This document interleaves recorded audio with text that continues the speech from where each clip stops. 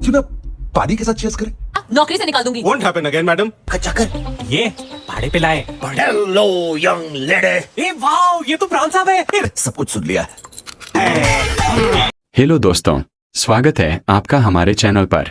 आज हम बात करने वाले हैं एक ऐसी मजेदार कहानी की जिसमें चार दोस्त, एक रहस्यमय होटल, करोड़ों की जमीन और गलतफहमियों की ऐसी आंधी आती है कि हर अगला पल पिछले पल से भी ज्यादा मजेदार हो जाता है।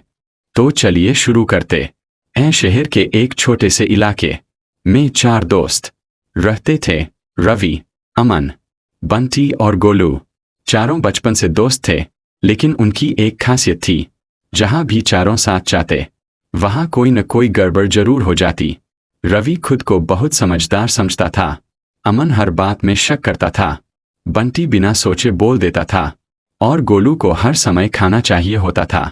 चारों की जिंदगी आराम से चल रही थी। तभी एक दिन रवि को एक पुराना पत्र मिलता है। पत्र में लिखा था कि शहर के बाहर मौजूद एक पुराने होटल की जमीन पर एक बड़ा विवाद चल रहा है, लेकिन उस जमीन से जुड़ी एक खास बात थी। वहां एक पुराना अनाथालय भी था, जिसे बंद करके जमीन बेचने की तैयारी हो रही थी। रवि ने अपने दोस्तों से कहा, अगर यह जमीन बिक गई तो उन बच्चों का घर हमेशा के लिए खत्म हो जाएगा। चारों दोस्तों ने फैसला किया कि वे मामले की सच्चाई पता करेंगे। चारों शहर के बाहर बने उस पुराने होटल में पहुंचते हैं। होटल बाहर से बहुत शानदार दिखाई देता था, लेकिन अंदर जाते ही उन्हें अजीब माहौल महसूस होता है। रिसेप्शन पर बैठा आदमी चारों को देखकर अचानक घबरा जाता है।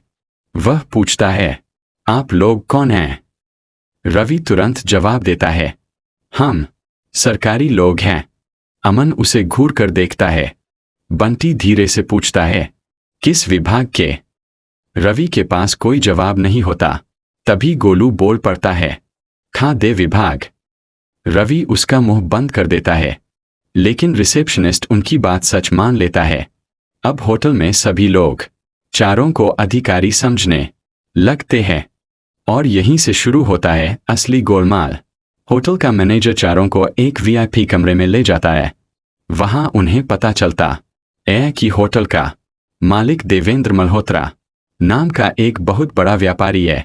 देवेंद्र उस जमीन को खरीदकर वहां बड़ा बिजनेस कॉम्प्लेक्स बनाना चाहता है, लेकिन अनाथालय की जमीन का मालिकाना हक पूरी तरह साफ नहीं है। अमन को शक होता है कि कोई कागजात में गड़बड़ी कर रहा है। चारों होटल के रिकॉर्ड रूम में पहुंचने की कोशिश करते हैं, लेकिन जैसे ही वे वहां जाते हैं, सामने से असली सरकारी अधिकारी आ जाते हैं। अब चारों की हालत खराब। रवि कहता है, भागो। चारों अलग अलग दिशाओं में भागते हैं। गोलू भागते भागते होटल की रसोई में घुस जाता है और वहां रखी मिठाइयां देखकर अपना मिशन भूल जाता है। उधर अमन को एक पुरानी फाइल मिलती है। फाइल में पता चलता है कि अनाथालय की जमीन असल में बेचने के लिए नहीं थी। किसी ने नकली दस्तावेज तैयार किए थे, लेकिन सवाल था, ये नकली दस्तावेज बना कौन रहा था? चारों को शक होटल के मैनेजर पर होता है। वे उसका पीछा करते हैं। मैनेजर रात में होटल के पीछे बने पुराने गोदाम में जाता है। वहां उसकी मुलाकात एक रहस्यमय आदमी से होती है। चारों खिड़की के पीछे छिपकर उनकी बातें सुनते हैं। उन्हें पता चलता है कि असली साजिशकर्ता कोई और नहीं बल्कि देवेंद्र मल्होत्रा का बिजनेस पार्टनर विक्रम है। विक्रम जमीन अपने नाम करवाकर करोड़ों रुपए कमाना चाहता था। रवि कहता है, हमें पुलिस के पास जाना चाहिए। अमन जवाब देता है, पहले सबूत चाहिए। बंटी तुरंत बोलता है, सबूत तो मिल जाएगा, लेकिन हम पकड़े गए तो? गोलू कहता है, मैं नहीं पकड़ा जाऊंगा। सब उसकी तरफ देखते हैं। गोलू कहता है, क्योंकि मैं दौड़ ही नहीं सकता।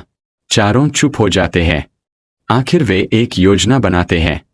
वे विक्रम को ऐसा विश्वास दिलाने वाले थे कि उनके पास उसकी पूरी साजिश का वीडियो रिकॉर्ड है। प्लान में आया ट्विस्ट। अगले दिन चारों विक्रम से मिलते हैं। रवि आत्मविश्वास से कहता है, हमें सब पता चल चुका है। विक्रम घबरा जाता है। वह पूछता है, क्या पता है तुम्हें? रवि कहता है, वही जो तुम्हें नहीं पता कि हमें पता है। अमन सिर पकड़ लेता है। बंटी तुरंत बात संभालता है, हमारे पास सबूत है। विक्रम पूछता है, कहाँ है? बंटी जेब से मोबाइल निकालता है, लेकिन मोबाइल में कोई वीडियो नहीं होता। वहां सिर्फ गोलू की खाने की तस्वीरें होती है। अब चारों की पोल खुलने वाली होती है। तभी गोलू अचानक बोलता है, वीडियो तो दूसरे फोन में है। और वह भाग जाता है। होटल में हंगामा। विक्रम अपने आदमियों को चारों के पीछे लगा देता है। चारों होटल के अंदर भागते हैं। रवि एक कमरे में छिपता है, अमन पर्दे के पीछे, बंटी टेबल के नीचे और गोलू सीधे किचन में। लेकिन गोलू वहां से निकलने के बजाय खाना खाने लगता है। उधर विक्रम उसे ढूंढते ढूंढे किचन में पहुंच जाता है। गोलू तुरंत शेफ की टोपी पहन लेता है। विक्रम पूछता है, तुमने इन 4 लोगों को देखा? गोलू मासूम बनकर कहता है, नहीं साहब, लेकिन खाना खाएंगे। विक्रम गुस्से में वहां से चला जाता है। सच सामने आता है। इसी दौरान अमन को एक सीसीटीवी कैमरा दिखाई देता है। उसे याद आता है कि गोदाम में हुई बातचीत होटल के सीसीटीवी में रिकॉर्ड हुई होगी। चारों कंट्रोल रूम में पहुंचते हैं। वे फुटेज देखते हैं और उन्हें विक्रम तथा उसके साथियों की पूरी बातचीत रिकॉर्ड मिल जाती है। अब उनके पास पक्का सबूत था। लेकिन तभी विक्रम वहां पहुंच जाता है। वह चारों को घेर लेता है। विक्रम कहता है, अब बताओ कौन बचाएगा तुम्हें? रवि मुस्कुराकर कहता है, जिसे तुमने सबसे ज्यादा नजरअंदाज किया। विक्रम पूछता है, कौन? रवि बाहर की तरफ इशारा करता है। वहां पुलिस खड़ी होती है। असल में अमन ने पहले ही पुलिस को सारी जानकारी भेज दी थी। सीसीटीवी की रिकॉर्डिंग भी पुलिस तक पहुंच चुकी थी। विक्रम की पूरी साजिश सामने आ जाती है। नकली दस्तावेज बरामद हो जाते हैं और अनाथालय की जमीन बच जाती है। देवेंद्र मल्होत्रा को भी पता चलता है कि उसके बिजनेस पार्टनर ने उसके साथ धोखा किया था। वह चारों दोस्तों को धन्यवाद देता है, लेकिन चारों दोस्त कहते हैं, हमें धन्यवाद नहीं चाहिए, बस उन बच्चों का घर बचा रहना चाहिए। कुछ दिनों बाद चारों दोस्त उसी अनाथालय में जाते हैं। बच्चे उन्हें देखकर खुश हो जाते हैं। गोलू बच्चों के लिए मिठाई लेकर आता है, लेकिन बच्चों को देने से पहले आधी मिठाई खुद खा जाता है। रवि उसे देखता है और कहता है, तू कभी नहीं सुधरेगा। गोलू मुस्कुराकर कहता है, दोस्ती में थोड़ा गोलमाल तो चलता है। चारों हंसने लगते हैं और कहानी हमें एक छोटी सी बात सिखाकर खत्म होती है। जब दोस्त सच्चे हो तो मुश्किल से मुश्किल परिस्थिति भी आसान हो जाती है।